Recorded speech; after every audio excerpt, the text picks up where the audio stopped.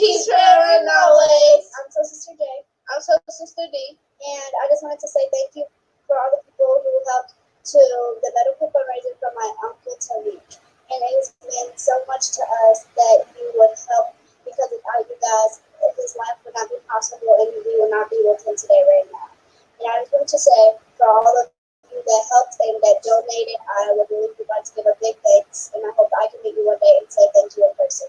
I love you guys. And okay.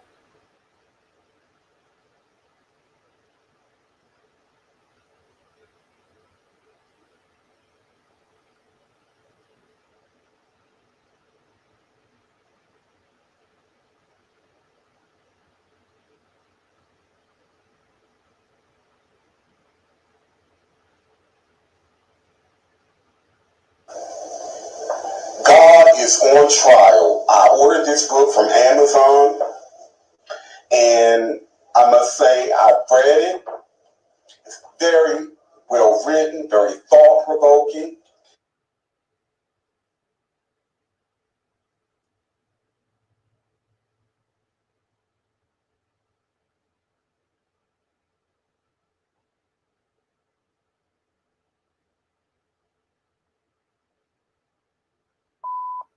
Let's be honest.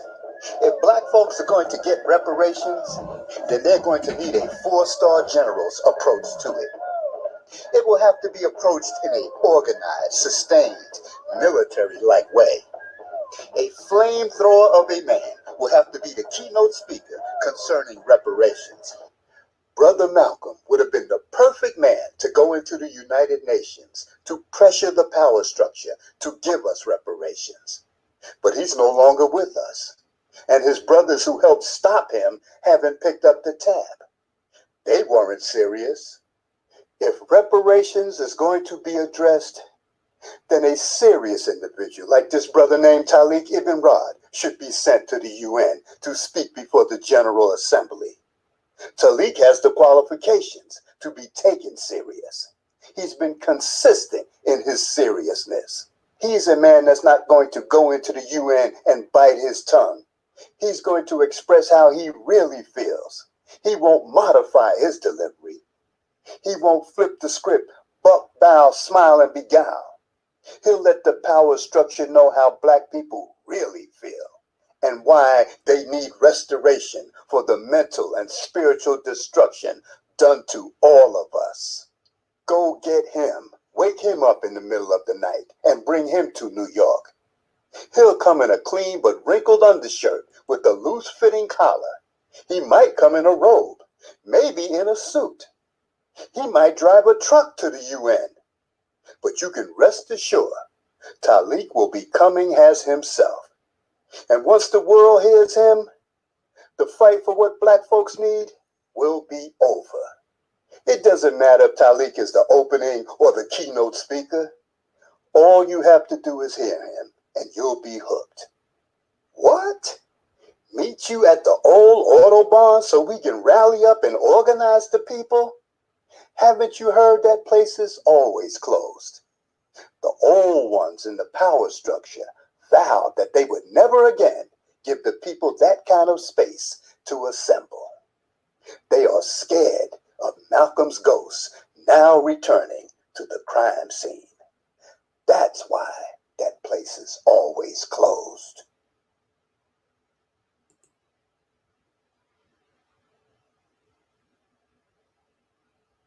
This is Dusty Basement Studios, and we approve of this message.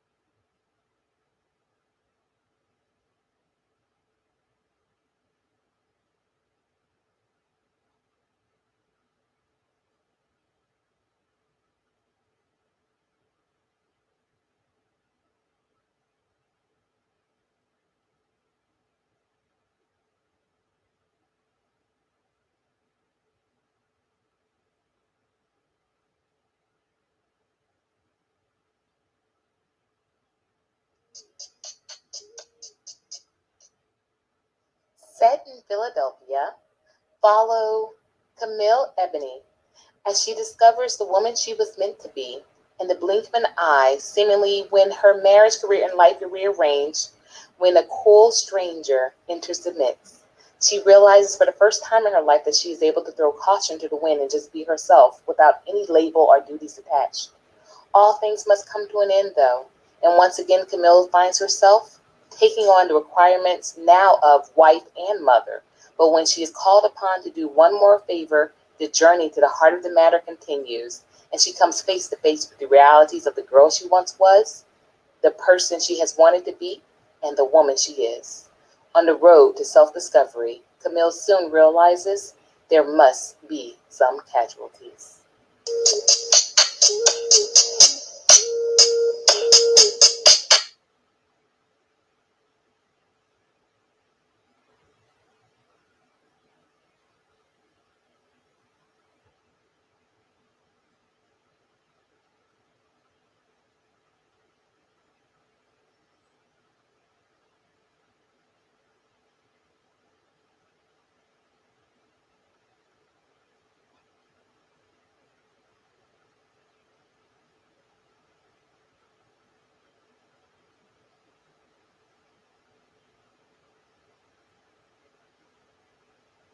When the documentary Oh My God, Master Farad came out by Shabazz Productions, it stunned anyone who dared to watch it. That was on April 20th, 2012, and it contained over 4 hours of mind-blowing material. Many people didn't want it to be seen. So to stop the bleeding, those who didn't want the truth out immediately began to criticize the film. Oh my God, Master Farad, the one who was incarcerated. Now the film is even stronger. It's been expanded with 3 extra DVDs with even more powerful information, new photos, and much more. Don't wait. Get the documentary now. Get it while it's available in its purest form. Or make the mistake of searching for a copy 5 years from now when it's selling for over $300. You know, one of those bootleg copies that's been re-edited and all chopped up. You were advised. See an all-new stunning photograph of Master Farad at the time of his arrest, and who was also arrested, seated next to him. See the gravesite and location where Master Farad, the man who taught Elijah Muhammad, is buried. This all-new 5-DVD, 9-hour documentary is a researcher's dream come true. Oh my God, it's an educational masterpiece.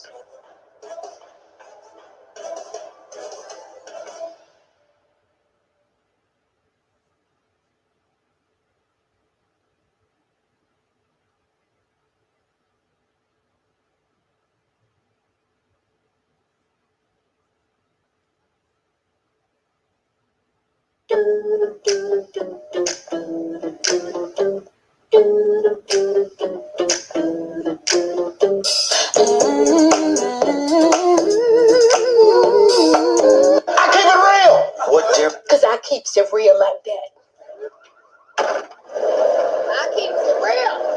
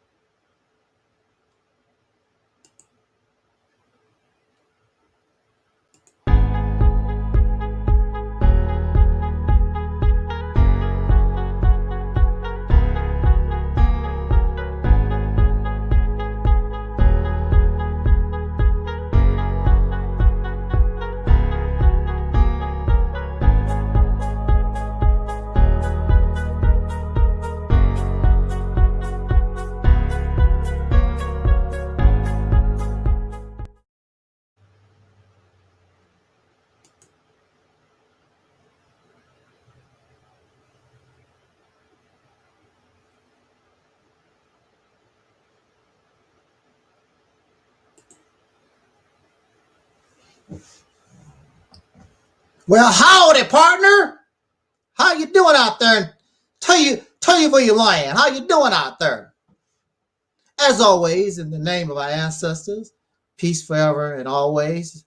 Welcome to another edition of what I call the Reality's Temple on Earth. Is that too much light? That's starting to bother me a little bit. Yeah, guess I keep the light on. I am the gatekeeper, the host of this program. No matter where you find me on social media, I am known as the mighty Angel Snup 7. I am also your soul brother, number one. And hopefully your friend, Taalik, Ibn'rad. You have to excuse me. I'm just laughing to myself. An inside personal joke. It's amazing of how some persons just hate you for no real reason. I have never in my life intentionally tried to hurt another human being. I've never done that. Matter of fact, most of the time I was getting my butt whooped by somebody. I was always running. I was bullied for years. So I don't go out looking for trouble. That peck of wood that was throwing grass on my vehicle, I didn't ask for that. That came to me. And all these other things, they come to me. I do not bother people. And I have one of the greatest witnesses that you can think of, your enemy, somebody who don't like you. And that was or is the Department of Mental Health. See, people make mockery that I was incarcerated for 10 years, but there's an advantage to that because these are not my friends. These are my enemies. And I have all the records. If you would like those records, I would send all of it, the whole 10 years worth, for $100 if you're interested. Of course, these people, they're not interested in the truth. They're not interested. They want to lie. They want to make up stuff on you. That's what they want to do. They don't want to engage in the truth of the matter because it defeats their narrative. But I have the best witness of my character and who I am according to my enemy's study of 10 years. I have never in the whole 10 years, even when I was attacked, I never was violent. I never was violent towards nobody. I just defended myself. And I stopped. When I saw that I had this person under control, I just stopped. I'm not a violent person, never have been. Violence have always come to me. Evil has always come to me. I've never been the aggressor towards nobody. Nobody. So my greatest one that can vouch for my character and who I am really is my enemies, because if you read the documentation, the 10 years of history, you have no violent person. There's no incidents of any kind of violence. I'm not cussing people out. None of that type of crap. I'm not causing nobody harm, male or female. That's just not my character. It's just not me. But when you have people who hate you so much, they just spend their time just making up stuff, just telling lies. But that's how it is when you're dealing with liars and deceivers. And then they turn around, this is actual facts. And they provide nothing. They don't provide no actual facts. Where's your documentation? Where are your witnesses? Not a witness that can lie. Where are your witnesses? Where's your documentation? The reason why I hurt them so bad is because I'm not going to present something that's not true. And that truth cuts them to the bone because they know it's true. Even though they can deny all they want to. They know that it's true. And I just laughing to myself. It's because it's really pathetic and it makes them look very weak and pitiful, because if we come to face, or if we was in a court of law, I tear you to shreds because you can't prove nothing. The only thing you can do to try to hurt me is try to make mockery, and you're not going to be able to say nothing that hurts my feelings. I heard it all from a small child to an adult. There's nothing that you can say that can hurt my feelings. Nothing. The only thing that can hurt me, and that really don't hurt me because I accept reality. I accept the truth. So I'm just laughing to myself because it's just so pathetic that these weasels, and then they use my own words that I use for them. I call them a sewer rat. And I call them, what was it? I forgot what else I had called them. I called them a sewer, pieces of trash. See, they want to call me Uncle Tom and Coon, words they got from the white man, the person that they claim they don't like, but they use those racist words. I'm intelligent and smart enough. I make up my own words, and it hurt them. He called us sewer rat. He called us, what else did I say? I just forgot just that quick. Anyway, I was just laughing to myself. I'm done with that. Let me go ahead and take care of this topic. We got on board. Brother Talib is joining me, and hopefully his video is going to be good, during this session. We want to welcome Brother Talib to the platform. Can you hear me?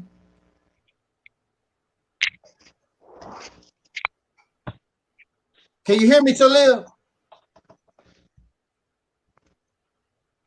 I don't think so. Well, I guess not.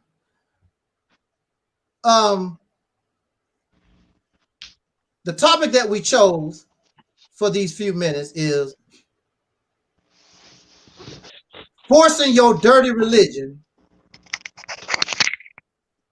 upon children. You probably heard me speak a little bit about this before. When I was growing up, my family members, and they were, I guess you would say, Baptists in rural Mississippi. They were Baptists. And to my knowledge and from what I saw, and I know personally, my mother, grandfather, cousins, nobody forced religion on the children. Nobody. I never saw none of the children being forced to go to church. I went to church because mama was going to church, and I want to be with my mother. She never said, you coming to church with me, boy, and blah, blah, we going to church Sunday. That never happened. We never was forced to believe in nothing. They would encourage you. Hey. They did encourage you to want to grow up and do something with your life. They wanted you to be an engineer or a doctor or a teacher or whatever. They encourage you, but they encourage you to get a skill, go to college, but they never try to force their religion on us. Never. I know it wasn't done to me, and I never saw it on none of us children. You went to church because you wanted to.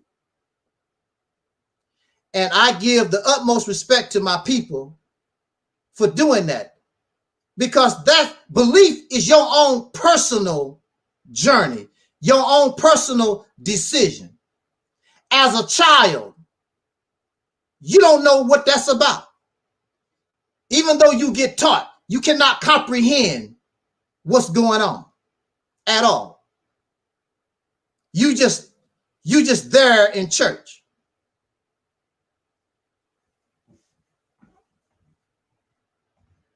So I'm very happy and give props to my people who did not do these things. Now, unfortunately,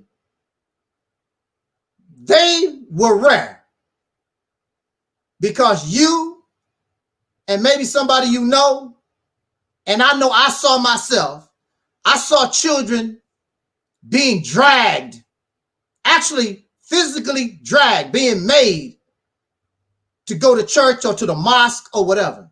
I saw this.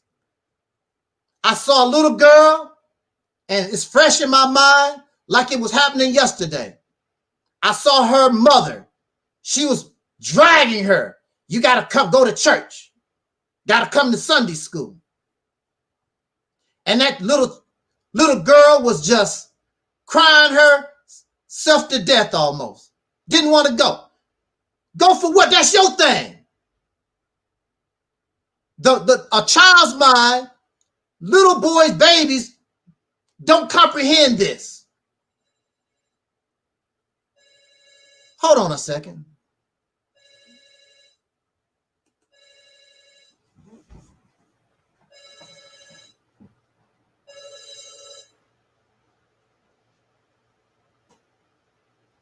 Yeah.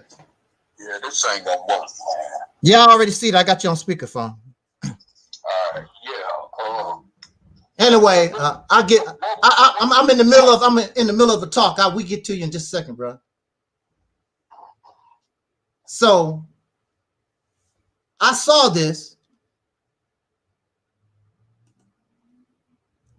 I saw this little girl being dragged. And I saw some of my peers. They were forced. They didn't want to go. They were forced to go to the mosque or to the church. They were forced.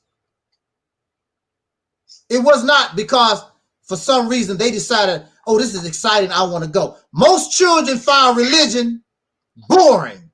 And that's the reality of it. They find it boring. I don't care how much music you play. I don't care how emotional you get. They sit there because they cannot comprehend. What are you doing? It's boring. They want to be at home and to play and do what children are supposed to do. But religion is so desperate for followers and believers, they exploit children for their own personal glorification, their own personal need. And as far as I'm concerned, that's child abuse and exploitation.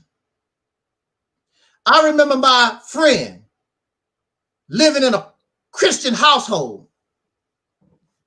and he said supposed to be a profane word. And in their household, they was told, if you say a profane word, I'll wash your mouth out with soap. You know, I didn't think, I'm thinking, that's just a threat. Nobody really gonna take you and actually put real soap in your mouth and talk about wash. Oh yes, that's what they done. I don't even know what the profane word was that he said. His mother grabbed him, took him to the bathroom, grabbed the soap, and actually put real soap in his mouth and washed his mouth out with soap. If that's the most stupid, asinine thing ever, how you gonna wash out a word with physical soap? And of course, he was embarrassed. This was done in front of all his friends. I felt so sorry for him. I never had to go through nothing like that. I've seen some of these Christian people and Muslims also, they treat their children so terrible and nasty, and it's justified because of the religion. You even have people that threaten their children. Well, hey, if you can't get with the program, you got to leave my house. They do that against their flesh and blood. These children that don't even understand. You are a child. These are children. When I was introduced to the teachings of Elijah Muhammad, my mother hated the teachings. She didn't want nothing to do with it. But when she saw that I was interested, she didn't say nothing. If I want to believe that thing, that's my business. If I want to get into that, she never bothered me. And she did not like those teachings. I had relatives that was in the Nation of Islam when Elijah Muhammad was here. And they would send us all these books and things. And I remember they sent this big box, had all the Nation of Islam books in it and whatever. Did not send it to me. They knew I was interested. They sent it to my mother, who was not interested. And my mother received the package, and she opened up the box, and she said, I told them I don't want nothing to do with this bull. Well, you know, my mother, she used a little profane language there. She grabbed that box and just whoosh, threw it in the trash. And when she left, I went into the trash and got those books. And that was a big mistake. But I was a child. I didn't know. I had no idea. I just liked what I heard from these teachings. I liked the brotherhood that I saw in the Nation of Islam. I didn't necessarily care too much for the religion. I never was a religious type person. But I'm a child. I didn't know nothing. I didn't know nothing else. So, like a brother always tell me, it is what it is. But my mother never told me, throw that in the trash. I don't want, I don't want you studying that Nation of Islam garbage. She never bothered me. None of us. But you have parents. I have a bad relation with my nephews right now because their parents were scared I would turn them away from Jesus. So they scared to talk to me. I don't have to talk to you about your religion, but they so terrified and scared I'm going to turn them against my Lord and Savior, Jesus Christ. I was denied a relationship with my nephews. And the sad thing about it, now they turn around and they don't even believe in Jesus Christ no more. They found Yahweh or whatever his name is, Yashara, whatever his name is. Don't you think that this is confusing to the child? Because you told the child, since they was able to walk, it's all about Jesus. And now they almost grown. You're going to flip-flop.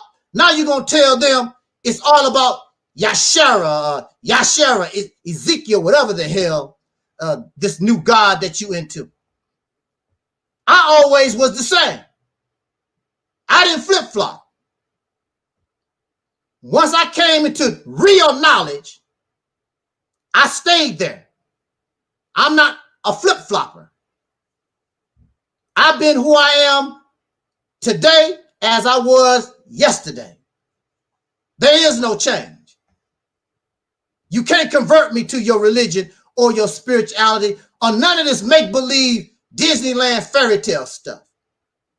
Don't even try it. I've been there, done that. That's good for you. That's not good for me. I don't need a God. I don't need a crutch. I don't need to go out my body and sail around in the different dimensions and realms. I'm not impressed. I don't care about that stuff. That might excite you. They don't excite me. It don't mean nothing to me at all. Because the reality is you live with an oppressor.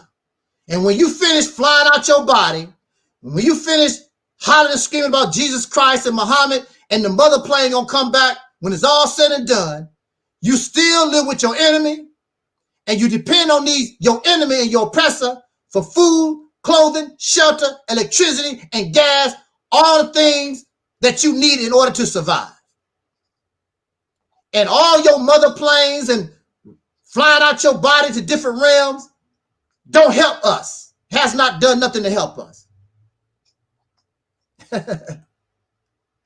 So Brother 85 said, we don't worship Mickey Mouse over here. No, we don't get down like that. If you ever see me getting close, please put me in check. Please don't let me go back to religion. Don't let me go back to spiritual. Don't let me go back to Kemet and all that other African fabricated history that we've been taught. I don't want to go back there. Make believe. Cartoons. Never going back there. I go forward. I don't go backwards. If I'm in the 12th grade, I have no interest going back to the 6th grade. That's you. You do that. Keep playing with toys and fiction and fairy tales and mythology. That's your thing. And then you force this stuff on children. I use as a thumbnail this brother. I assume he's a Muslim, and he's teaching his little baby how to pray on the rug. This child has no idea what's going on. And this is a fact. This child cannot even comprehend what's going on at all, period, whatsoever. You know it and I know it. Just because you're a parent, you don't have the right and should not have the right to force your religion, your ideology, your beliefs on children. Let them mature. At least 13 years old, 14. Give them a chance to mature so they can be able to comprehend what they're getting into. But these people so desperate for followers and believers, they force these things on children. There's a sister. She was 15 years old. I was 18 years old in the Nation of Islam. That's where I met her, in New York City. And I haven't seen her in years. And I looked her up on Facebook. And I told her, because I had changed my name and everything, I told her who I was. And she, of course, she remembered. And for a little while, we had a good conversation. She was asking me when I'm going to come to New York, and, go back, and we was talking to one another, had very good conversation. But then I made a fatal mistake. I started talking about our days when we were in the Nation of Islam. And she told me, I don't want to talk about that. Next thing you know, she blocked me. Wow. And this is because I know at 15 years old, she was forced by her mother and stepfather to go to the temple. She was not interested at 15 years old. She didn't want nothing to do with that. That was not her. She was forced to participate.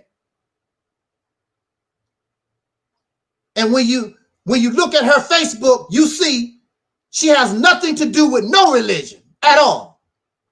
Period. Now, for somebody to block me because I bring up our history of being in the nation, that tells you they were seriously hurt. Because I know she was forced. And a lot of people, you see these brothers, I know young brothers, or I'm told of young brothers that I knew them when they was little babies, when they was born. And of course, their parents, they put the little bow tie on them or the little MGT uniform. They forced them to go to the temple.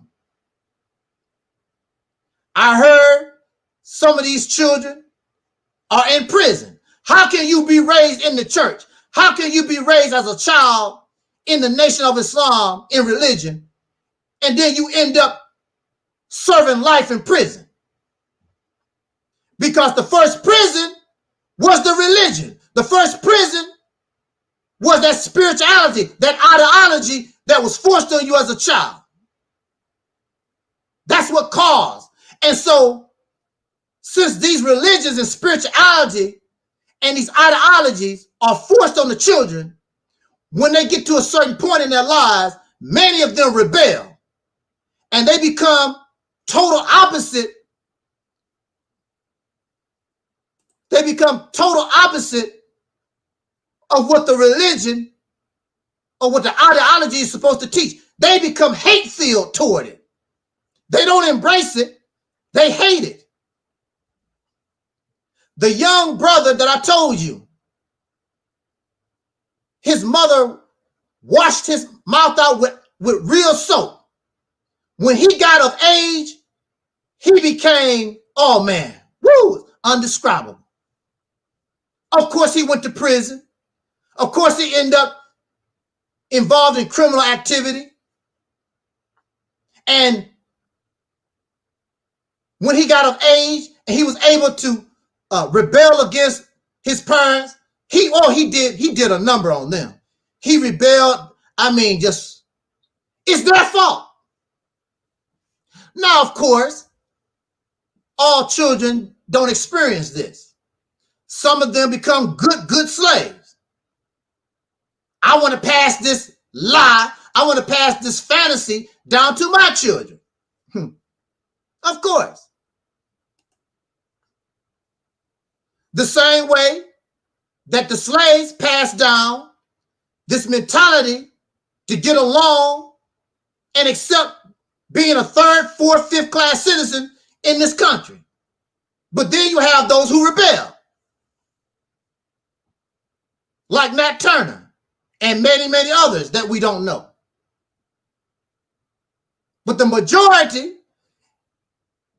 and you will see a lot of these children, they embrace the lies because they don't know no better. And it's just become a way of life. But they had no decision. They had no decision in it. This was forced on them by their parents. And so my nephews, I went to their parents and told them, you should be ashamed of yourself of what you did. Now I don't have a good relationship with my nephews. You forced your religion on them, and now you don't even believe in that religion yourself. I said, if it was up to me, you'd be charged with child abuse and exploitation. And you know something? They didn't even really try to fight what I was saying. It's wrong. That's your belief. That's your ideology. That's what you want to do. That's a belief. That's not like, I want to force you to study so that you can be a doctor or a lawyer, engineer, or the president of the United States. This is your personal belief that is founded in fairy tales. It's not real.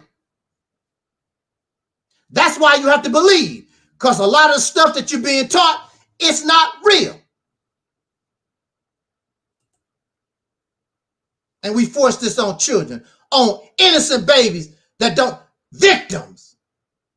Then you're going to turn around and talk about pedophiles. Pedophiles attack children because they're vulnerable. And you do the same thing. You ain't no damn better than a pedophile. And we attack children, exploit children because they're vulnerable. What can a child do? This is my house. And it goes beyond children because you have men who have been indoctrinated with this religious garbage. You ought to see how abusive they are in the name of Jesus, in the name of the Bible scriptures, how they abuse their wife and their children. I've seen it with my own eyes. There's nothing I can do about it. I just sit back in the cut and watch. I watch these men because in these religious systems, advantage is given to the man. You're taught that in order to get close to God, you have to get close. The sister have to get close to the man. The sister can't go to God. In order for her to get to God, she got to go through the man. And of course, the man has to go through Jesus or Prophet Muhammad or whatever. But that's the lineup. Why should I have to go through anybody? Why I have to go through Jesus or Muhammad or some man? How come if I'm a child of God, why I can't have access to my creator? I got to go through all these other suckers. You should ask yourself about these things. You shouldn't need no other person to talk to your God. I don't need to go through no man to talk to my creator. You shouldn't have to do that. I watch these men. Not one. In my lifetime, I saw many Christian households. I saw many Muslim households. And I see how the men talk to their wives and their children like they slaves, servants. And then they come out into the public and put on this show like they're so loving and everything. You don't see, they don't like me because I'm telling y'all the real truth and because I know what they really are. Your smile don't fool me. I know what you are. You, these religious folks. Now, there are some beautiful religious and spiritual folks. Don't get me wrong. But I'm telling you, the majority brainwashing this stuff behind closed doors, these men abuse and exploit their wives and children. And the wives, these women, because they've been brainwashed, they think it's okay. That's the way things are supposed to go. Just like we do in America as so-called African Americans, we just accept anything that the Peckerwood do to us. This is just the way it is.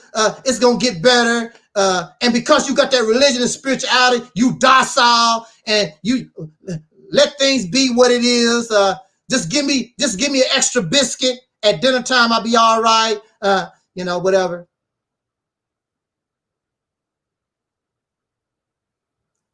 I would charge these parents with child abuse. I would put them in the same category as I would a pedophile. It's the same thing. Taking advantage of children. And then, of course,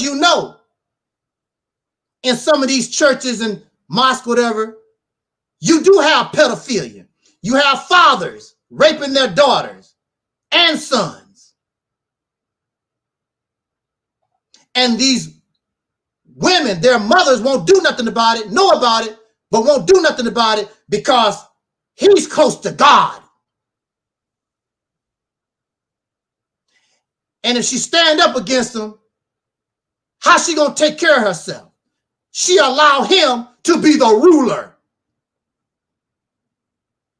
So it's fear, it's exploitation.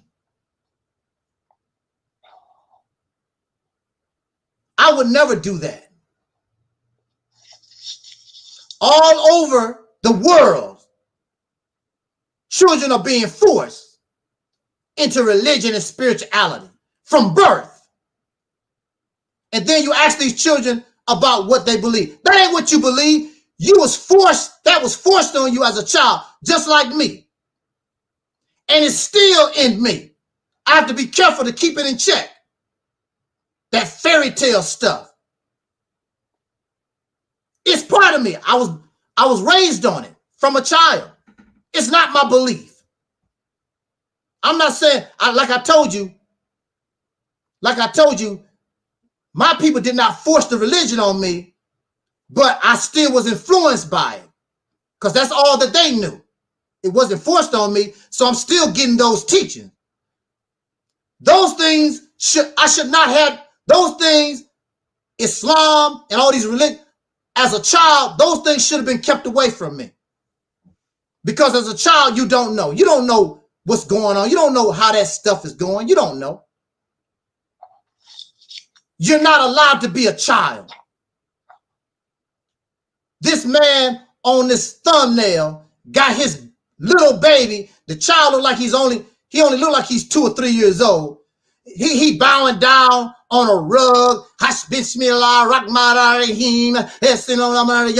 whatever. He have no idea what's going on. No idea. Messing his mind up already. You should be ashamed of yourself. What is it they say in the Bible? Raise the children up as you believe they should go. So you believe they should go in belief in a lie, your own personal choice, and then you're a flip-flopper. You might be a Muslim today, turn into a Christian tomorrow, a Hebrew Israelite tomorrow, or more, you flip-flopping ass. You can't even stay steady. And you really don't even know, you don't even know what the hell you believe in. Because if somebody sit down with you and start blasting you with certain questions or whatever, you don't even understand the stuff yourself, and you're going to force it on your children. You should be, woo, boy. I'll take your grown ass in the backyard, in the old barn, like they said back in the country. Give you the ass whooping that you deserve. Poor children. And so now you got so many of them, they all messed up in the head today. Because religion and spirituality and some of this other make-believe stuff was forced on them. They didn't have no choice. They're stupid-ass, selfish, arrogant parents.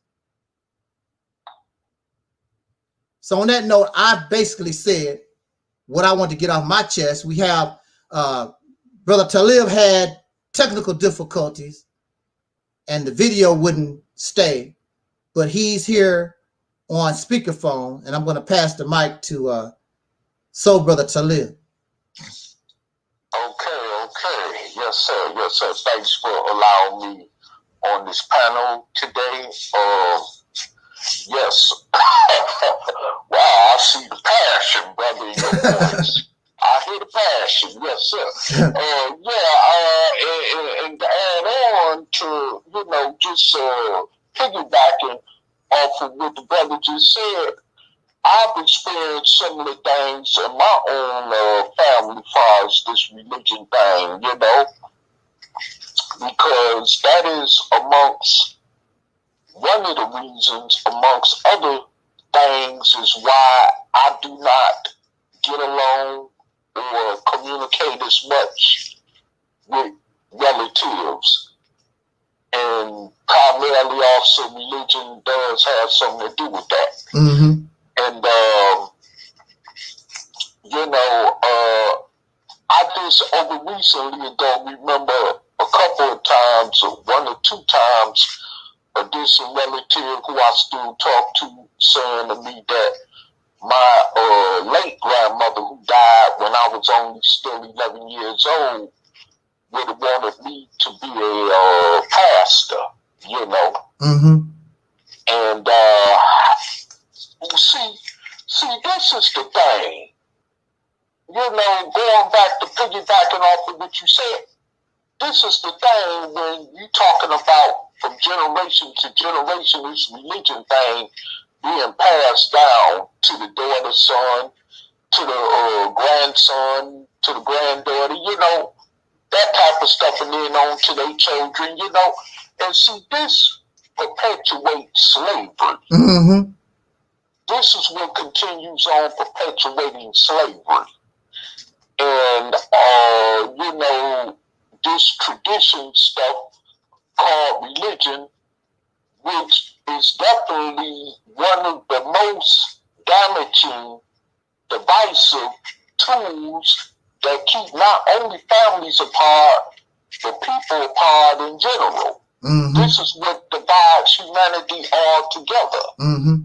You know, and because of religion, I've known organizations in Christianity that would not even help people out of their financial debt or, you know, poverty condition or whatever, or to help them to better their own quality of life condition because they're not a part of that belief system or religion. Mm-hmm.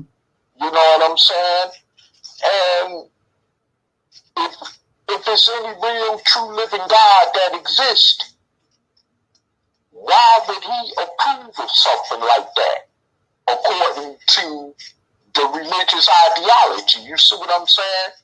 So, in hindsight, all that just simply right there just don't make no sense. Mm-hmm. You know?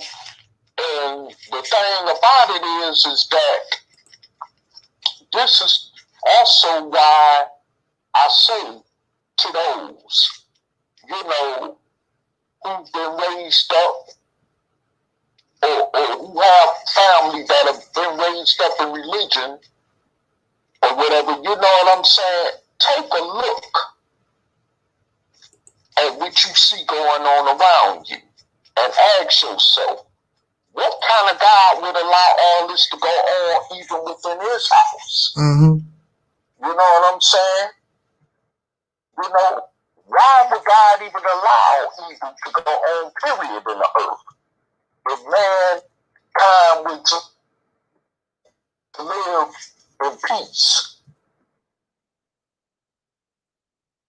live or meant to live equally among one another, then why would God allow all this divisiveness to go on in this planet? And don't sit up and tell me because prophecy got something to do with it. We've been talking this prophecy for thousands and thousands of years. And it's still going. It's a never ending thing when it comes to the prophecy factor, see? So my thing is, why would God continue to allow these things to go on? You got to constantly ask yourselves that question. And this is the reason why I say that if you have any children, you know what I'm saying? My advice is not to force any type of religion on them. Because if you do, I've seen the worstest of even myself come along as they were raised in the church, as they were raised in Islam, and became notorious, wicked people. Not because of their own mission alone, but because of the influence that was enforced upon them by those who brought them up in that certain religion. I've seen it in Christianity and I've seen it in Islam. You know what I'm saying?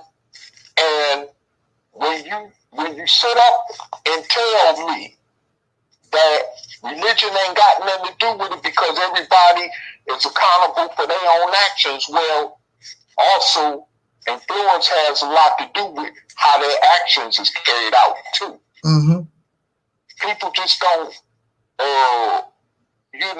wake up one day and say that I'm gonna be a dope fiend, I'm gonna be a murderer, I'm gonna be a criminal, I'm gonna be a prostitute, I'm gonna be a pimp, I'm gonna be a gangbanger.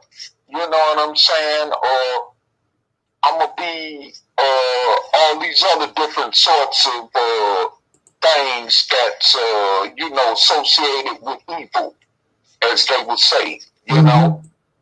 So it's a process that comes along with that, and it's also called influence. It starts from the cradle of influence. You know what I'm saying? And it also starts from how people are brought up, you know. And so, and like I said, I've seen this.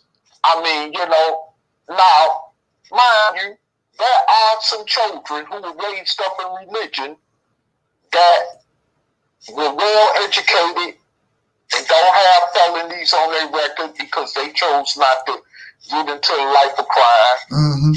I do know that too, as a fact, okay? And stuff, but that's not, of course, in a whole lot of other cases when it comes to this religion thing, and when it influences people from, you know, early on in childhood. You know what I'm saying? So, like I said, just being self-accountable alone doesn't have nothing to do with people's, individual mission when it comes to their action. Influence plays a part in their decisions to do whatever they do to make the decisions that they make when they carry them out. Okay? So it just don't exist when you say people just up and just do crazy stuff. No, that ideology don't exist as real reality in this world or life as we know it. You know what I'm saying? And people must understand to realize that. And you know, I mean, I know it's a lot of brothers and sisters I know about. Like I say, some brothers and sisters I know about that was raised in Islam, whether it was in the Nation of Islam, whether they came up as 5%ers, which is an abstract offshoot of the Nation of Islam, or they came up as Orthodox Sunni Muslims, you know what I'm saying? Or they came out of the Wahabi and Ansar Allah, Nubian Islamic Hebrew construct that I was a part of, you know, that became straight up, wicked, selling drugs, gang banging, going to prison, killing people, and so forth and on, you know what I'm saying? So what purpose did these religious teachings serve at the end of the day? What purpose did these religious teachings serve? And like I said, I read all the time on the internet with Christian pastors, young brothers. I ain't talking about them 70 or 80-year-old Christian pastors. I'm talking about like brothers in their 20s or 30s or 40s, or even 50s. You know what I'm saying? People in their 50s or 40s committing, child sex crimes. But they supposed to be man of God. You see what I'm saying? Pastoring in churches or whatever, This one brother, he's a soul brother. This was in Georgia a few years ago. He passed on the HIV virus to this female and didn't tell her he had it. Of course, they ended up convicting him. I forget what they kind of time they gave him, but he ended up going to prison. But this type of stuff, what kind of child of God is that? You get behind a rostrum preaching the so-called word of God, but you want to pass on one of the deadliest diseases to someone else so they could die from it. You know what I'm saying? Without their knowledge even knowing, That type of stuff, So I'm just saying, what type of God would allow even his own children to do something like that? And don't say because the devil made them do it. If God got power over the devil, then he should be able to intervene in that, right? I mean, see, this is the type of stuff I'm talking about. You know, you go to church every Sunday and preach the so-called word of God, and then the next 6 days you doing wicked stuff to people, or even to yourselves. You know what I'm saying? And then you go back to church on a Sunday and do the same thing. Come on, let's stop kidding ourselves. There's no devil, no so-called thing as a two-pitchfork devil that exists. Okay, that's making you do these things. You're doing this thing because you're under the mental influence of something else, which is not of God. Okay, and also your distorted thinking and ways of coming up in the environment that you're around and the people that you deal with has the influence in how your decisions is carried out when it comes to your actions. You know, and this is the thing. Like I said, you know. People want to go to talking about, well, it's prophecy. These are the last days and time. Like I said once before, people been talking that same crap for thousands of years, even before, you know, some of our great grandparents existed. Okay, so don't sit up here and tell me that prophecy has something to do with it. Because, of course, as it turns out, even at this point in time, as we should by now understand and know that prophecy don't got a damn thing to do with that either. It just is what it is, okay? And I mean, you know, this is the crazy stuff that really, you know, gets me because I'll be honest with you. I know I can't get emotional over this, but sometimes, you know, because of even the situations of what goes on in my own family, you know, I mean, you have these Christians, you have, you know, one that's a pastor, but yet you have so much divisiveness going on in the family. Where people are not talking to each other, you know. People won't even go around each other. So you got people won't even allow other family members in their own house. But these are supposed to be people of God. Are you serious? I mean, come on. What kind of person of God is that? You don't open your home to another fellow humankind. You know, especially if they related to you by blood, you know what I'm saying? What kind of child of God is that? Or child of God to judge their own offspring, whether it's their child or grandchild, because they are bisexual or lesbian or homosexual or drug addict. You know what I'm saying? And you don't want nothing to do with them, but yet you are supposed to be a child of God? Come on. I thought Jesus is say, come as you are. You know what I'm saying? I mean, really, come on. You know, so I mean, this is why this thing called religion has so many quirks that, you know, it has so many, it opens up doors for so many questions to be answered. You know what I'm saying? And where people just can't go into this just accepting or just going just to believe anything and accepting anything for face value, even because of how I say it. You know what I'm saying? You got to do your own outside independent research. You know what I'm saying? And you got to really look at this thing actually for what it is when you're doing your research and not getting blindsided by these, you know, certain word twists that people come with, you know? certain phrase twists that people come with, even when they use the Bible or the Quran. You know what I'm saying? You got to be very careful, because these people are just as much as slick talking and cunning with their words as somebody will be on the streets. Which on the streets, like guy I once used to look at as a leader called Dr.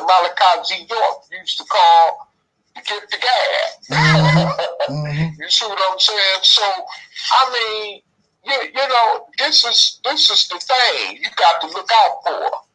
And this is why I say it's nothing but a con thing when it comes to religion. This is nothing but a con game.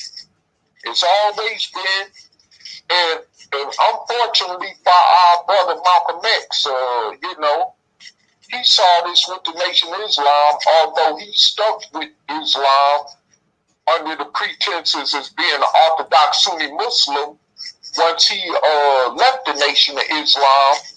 But he started, you know, opening up, seeing that this religious thing wasn't nothing but a farce. And eventually he would have probably saw that Orthodox Islam was nothing but a farce had he lived longer, you know?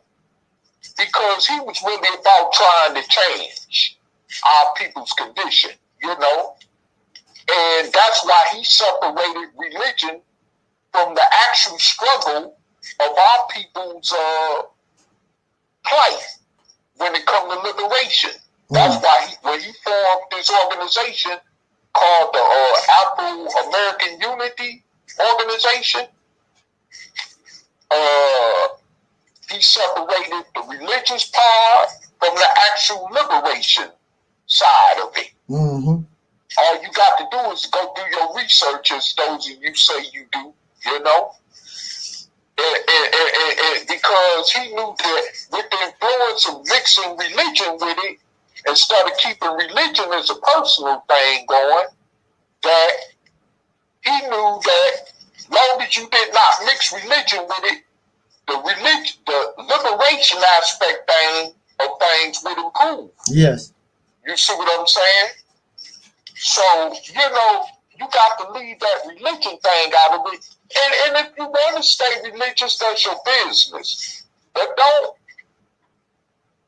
you know, implicate it in the reality of things when it comes to life itself. Because it just doesn't have no place in the actuality of life existence. It just don't. That's why when you hear about stories or interpretate stories in the Bible, they're called metaphysical, metaphorical, which is basically fairy tale sayings.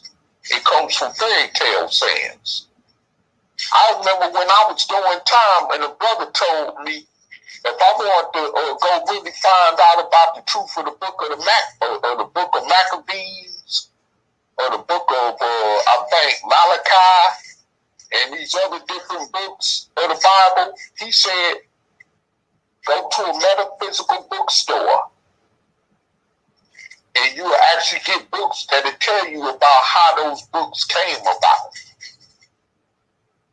You see, because those type of stories, like the story of the Anunnaki, the Elohim, that came from metaphysical fairy tale stories. You know what I'm saying? That wasn't based on no so-called word of God, as these religious pundits would have you thinking, you know? But I mean, you have to do, that's why you have to do your research. If you really want to know if this religious stuff is actually real. Because evidently it ain't stopping nothing as far as all this wickedness that's going on in the planet Earth. It definitely ain't intervening and put no stop to that. We can see that every day, all around the clock, 24 hours, you know? So, I mean, we have to understand and realize and know that what we're dealing with here is a bunch of buffoonery. And this is why I do not have time to listen to people like Minister Eric Muhammad, Louis Farrakhan, you know, and the Son of Man, even though the Son of Man is doing a lot more better than people like Eric Muhammad and Louis Farrakhan is when it comes to that Nation Islam crap, because he got something that's showing improvement that he is doing a little work, but it's still a religious situation. And when religion is mixed with it, then that's when things get problematic. When you're talking about controlling people, you know, talking to people like somebody said, like they slaves and all that kind of stuff there. You know, that's when it becomes a problem, you know. Other than that, that's why I don't listen to people like that. You know, because it serves no purpose in life. And it really don't serve no purpose in life as far as all humanity is concerned. You know what I'm saying? Yeah, people could say, well, what these people are saying have changed lives. And yeah. Well, I mean, you know, it's like this here. Okay, let's take the positive from that and say, yeah. But at the same time, because of that religious teaching, they're still under what Malachi Z. York used to call the spell of religion. So ain't no way of getting around that. In that case, you see what I'm saying?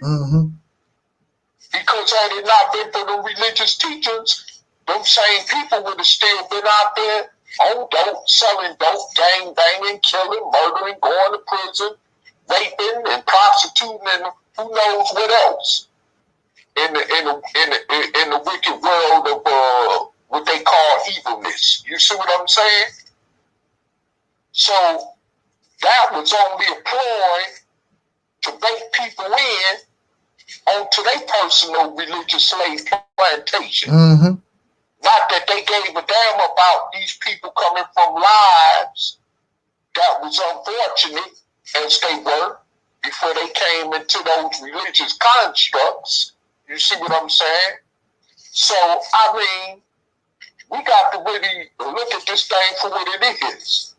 You know, Farrakhan, at the end of the day, don't care nothing about black people killing each other. No. He just used that as a slogan to fish people in, as they would use as a term from the Bible to bait people. that you see, you got to look. See, that's metaphorical right there. Fishermen, fish people in. What you think fish people in mean? When you go fishing, you fishing to use a bait to lure the fish in so you could catch them. You see what I'm saying? So they could be ready for dinner to be eaten up. You see what I'm saying? I mean, use your head, people. It don't take a rocket scientist to figure this out. Just look at the simple situations that's connected with this thing. You know, we are under, a lot of us are still up under that, catch-2 thing. Where if you join our religion, these are the benefits you will get, but then at the end of the day, you still broke, poor, struggling. Look at most of the majority of the followers in the Nation of Islam. They poor. Louis Farrakhan living like a big fat hog. You know what I'm saying? Don't want for nothing. His family don't want for nothing. You know?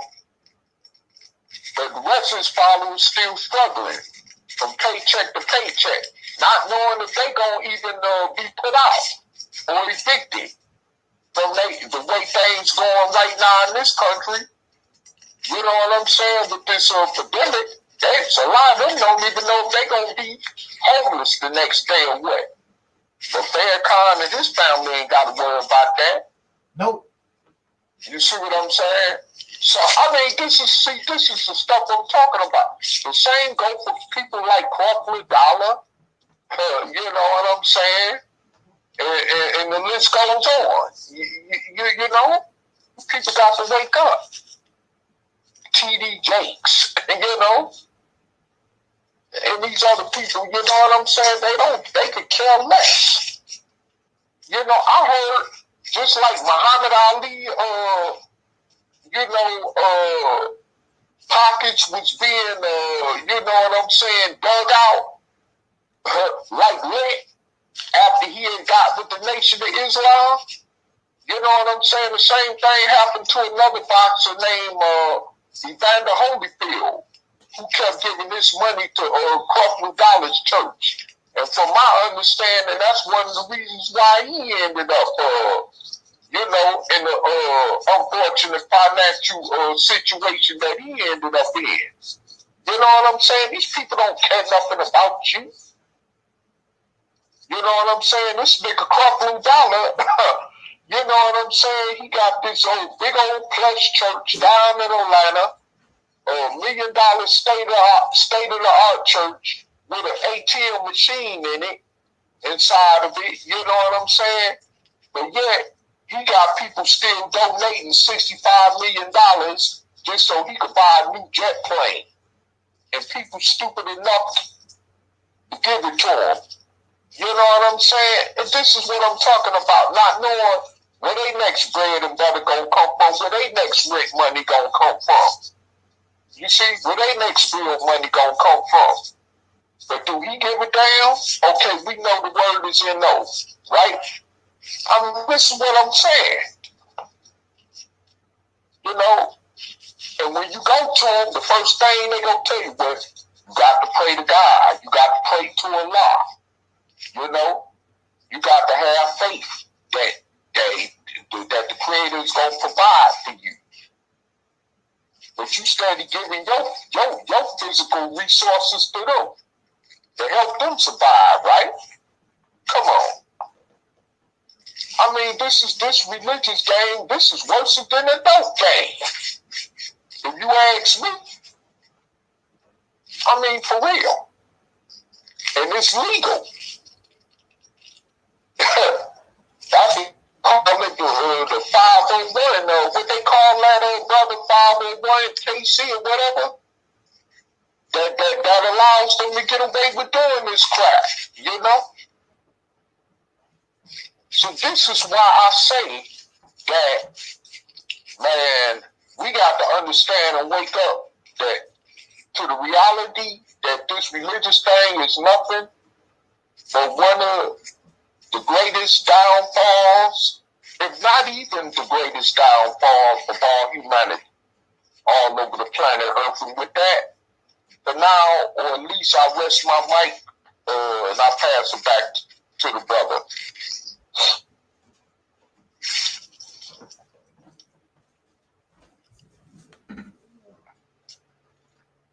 Okay.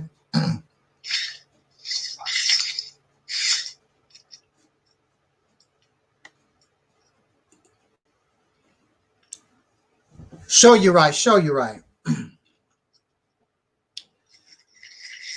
Just to piggyback off a little about what you said, and we're gonna go ahead and wrap this conversation up.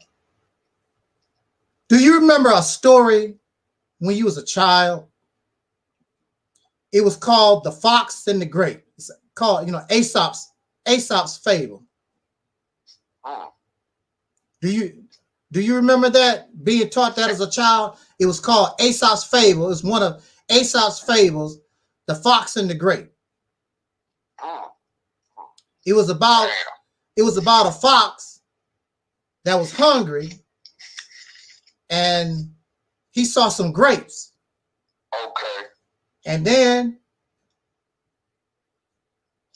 he decided to jump. They was out of his reach, and he kept jumping, trying to get these grapes. Yeah.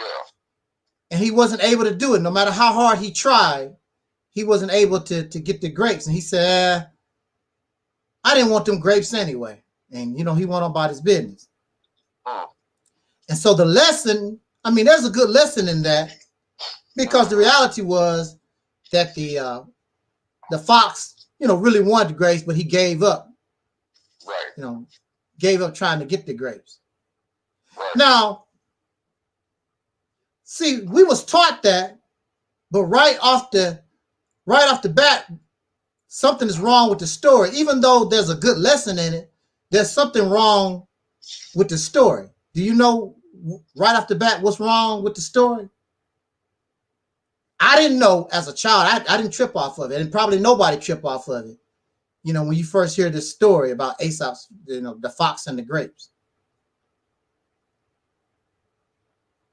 But I found out, you know, what's, you know, right off the bat. It's something right off the bat that we should have been tripping off of on this story. Not to say that there's not a good lesson. See, I'm not saying that there's no good in religion and spirituality, because there is. There's good things or whatever. But again, just like Brother Taalik say, these good things, these positive things, is the bait that is being used to draw you to another slave plantation. Because if it wasn't for that, you wouldn't go. There's a reason why, again, just like the brother was talking about, there's a reason why it's called fisher. You got to be a fisher of men. And you put bait on your hook, and this hook gets stuck in your mouth, because the purpose is not to feed you. It's an illusion to the fish that he or she is getting fed. You get hooked and dragged out of the water, and you end up a meal for somebody else. It never was meant for you.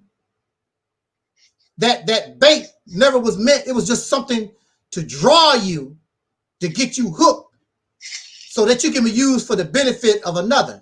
So that's a good analogy for being a fisher of men, because that's what you see. You don't really see the masses benefiting from religion, spirituality, and these pro-blackity black scholarship teachers or whatever. They hook you in because you're looking, because most of us are suffering, and we're looking for relief, and we're hungry, and they put that bait out there and they drag you in, and we're ignorant. The reason why the Nation of Islam teachings, or any of these teachings of the past, the reason why they were able, well, religion, a lot of this religion was forced on people by war. You know, Christianity, Islam, a lot of this religion was forced on the masses. That's how they got started. Nation of Islam teachings got started because we were suffering under oppressor. Here come these teachings, the white man's the devil, and God gonna do this for you. Of course, that's attractive. You know, that's the bait. But when it's all said and done, who benefit? Elijah Muhammad, Fard Muhammad, you know, the ones on the top of the food chain. But going back to the fox and the grape, the first thing that we should have noticed about this story was that foxes don't eat grapes. Foxes are carnivores. It would be very rare, I don't care how hungry a fox get, if they ran into some grapes, that they would be interested. They're not, you know, they're carnivores. But this is a fictional fairy tale, mythological, you know, it's a story, a fairy tale. And in fairy tales, anything can happen. The mother plane, Jesus coming back, and you fly out your body for a few minutes and go to McDonald's and get a cheeseburger. You know, all these different things. You can do that in fiction, in fairy tales. Can't do that in real life. You can do all that in fables, in cartoons. And I said this in my conclusion, because of religious influence, I could have made better decisions in my life. But everything that I've done, I based it upon, you know, religious belief, which caused me some problems. Almost every type of relationship with a woman that I ever got involved in, religion messed us up. Religion, a difference of opinion, because I'm a Muslim and she was a Christian or whatever. Religion just is not, it's just not good for nobody. It's just not good. But again, you get hooked and you like debate and you enjoy that little worm, got that hook deep in your throat. That's your business. But don't force that on helpless children that don't know. You should know better. But they do it with joy. You so desperate for followers, so desperate for believers. Now I heard, and Jews ain't no better because they force Judaism on their children. But as far as I know, they don't go out trying to convert people to nothing. They keep their religion to themselves. But these Negroes can't do it. They want to come out and try to convert everybody to Islam or RBG Nation and whatever they are involved in. If you have the right to promote your ideology, your belief, why I don't have the right to warn people against it? Why don't you be like the Jew? Keep that crap to yourself. But you won't. You want to come out here and try to find all the slaves for your plantation that you can. And you don't like Angel Snuffing Up 7 because you can't recruit nobody from here to your slave plantation. We've been there, done that. I'm not interested in having a slave owner. Even if I believe in God, I don't need you to get close to God. I can have a relationship with God without going through the Honorable Minister Farrakhan, Prophet Muhammad, or whoever, Jesus. I should be able to go to my Creator myself. What makes these people so special? I got to go through them. Shouldn't have to go through them. Who the hell are they? They take a dump just like I do. They breathe air just like I do. What makes them so special? And then, if that's the case, this Creator, this God, is playing favoritism. He's not equal. He don't play equality. He plays favoritism. I put this one over the other for whatever reason. Why would I want to be part of why would I want to get close to a Creator that's biased and plays favorites? That means you're not going to be treated right.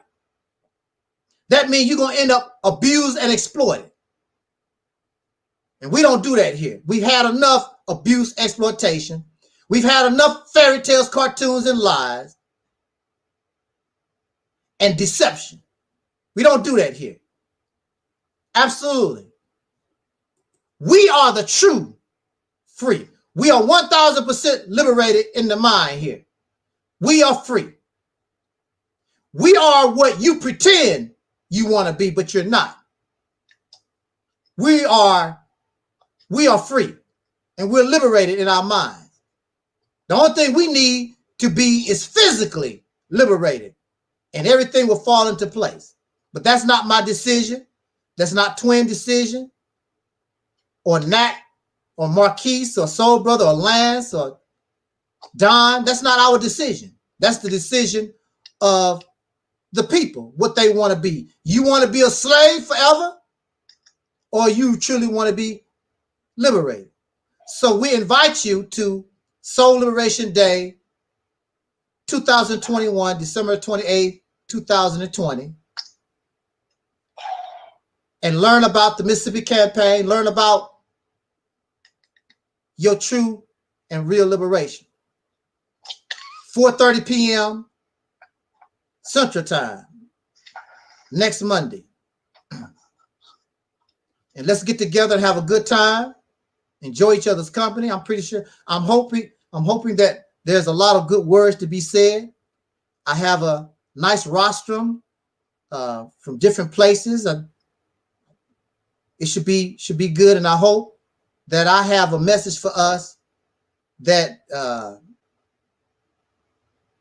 that you can carry with you for a while. I want to say to us, as far as the Mississippi Campaign is concerned, I can't do it by myself, and I'm not going to do it by myself. If you're on board the Soul Train, the first step that we have to do, the people have to know. So there are media in Mississippi. There's different internet newspapers and different people. You don't even have to leave your house.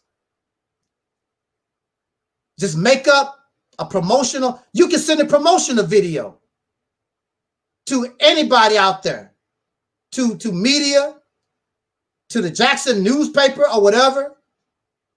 We just need to get the word out. That's the first step. And you don't even have to leave your house. How are the people going to make a decision on something they don't know nothing about? And I'm not doing it, but I'm not going to sit on my computer and be reaching out or whatever. If that's the case, whatever I accomplish, I get the credit. And it's all about me. But see, the thing about it is this is not all about me. It's about us. And if us don't want it, that's fine with me. I'll probably be dead within the next 5, 10 years, whatever. It's on you, what you want to do. There's no solution. Nobody has nothing better than the Mississippi campaign. They don't. I challenge those who represent these solutions or whatever. I challenge you to bring them here. And I want you to put it up against the Mississippi campaign. You're not going to stand very long. Not to say you don't have a good idea. It's not enough. It's not good enough. So we need to get this train on the tracks. The first step is to get people to know. They cannot make a decision on what they don't know. So it's about promotion. I would love to raise enough funds to put a big billboard on the main highways of Mississippi. They won't know what it's about, but they'll be like, what is that? What is Operation Exodus Mississippi? And most of them will just do a Google search and find out what's going on. Have a big billboard going through the Capitol, I-20, I-55. Maybe get one on I-61, some of the main thoroughfares. But again, there's media in Mississippi. Ordinary people reach out and touch, like the Bell Company. You don't even have to leave your house. Just do a little research. Do a Google. Things in Mississippi. Send it to anybody. The churches, the news organizations. But when we do nothing and you invest nothing, you're not going to get nothing in return. I can't do it by myself. I can't sit at home playing on the computer, and I shouldn't have to do it by myself. If you don't want to do nothing, then don't expect nothing. And I'm not going to do it by myself because it's not for me. It's for we, and it's for us. So on that note, let me get out of here. I want to thank Brother Taalik for joining us these few minutes. I thank everybody in the chat room for joining us, even those who were just passing through. Thank all of you who are listening and who will be listening to this broadcast later on. And I really appreciate it. It's always an honor to come before you and speak and bring to us what I call the real truth to us, because the only thing that's going to change our condition is accepting the reality of that condition and take the proper actions in order to change that condition.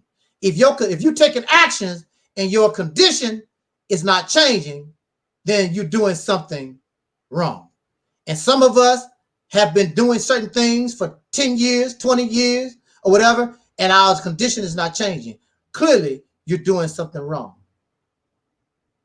On that note, thank you for donating to my medical fundraiser. Thank you for supporting Sister Noble's book, God is on Trial. And of course, we look forward to seeing you and your participation in what we call Soul Liberation Day 2021. And as Don Cornelius used to always say, as important, I wish us love, peace, and soul. And we already 5,000. Yes, sir, brother. And peace, and I'll get with you on the flip. All right, all right.